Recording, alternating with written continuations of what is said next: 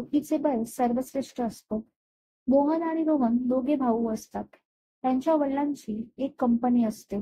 ते दोघे चांगल्या प्रकारे ती कंपनी वडिलांसोबत सांभाळत असतात.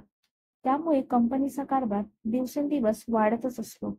त्यामुळे सर्वजण खूप खुश असतात. कंपनीला खूप नफा होऊ लागला होता. त्याच कंपनीत त्यांचे काही चुलत भाऊ पण काम करत होते. ते हे सर्व बघून जळत होते. त्या दोघांमध्ये भांडणे लावून देण्याचा ते प्रयत्न करत होते. पण ते दोघे लक्ष देत नव्हते. काही काळाने त्या दोघांचे लग्न होते. त्यांच्या बायकांना देखील एकत्र काम करणे मान्य नव्हते. त्यामुळे त्या दोघी त्यांना तोडण्याचा प्रयत्न करतात. पण वडील असल्यामुळे त्या दोघी यशस्वी होत नाही. काही काळाने वडील वारतात. त्यानंतर त्यांच्या बायका त्यांना वेगळे करतात. चांगली चाललेली कंपनी सोडून ते दोघे नवीन कंपनी सुरू करतात आणि नंतर कर्जबाजारी होतात. आता त्यांचे गरिबीचे दिवस सुरू होतात.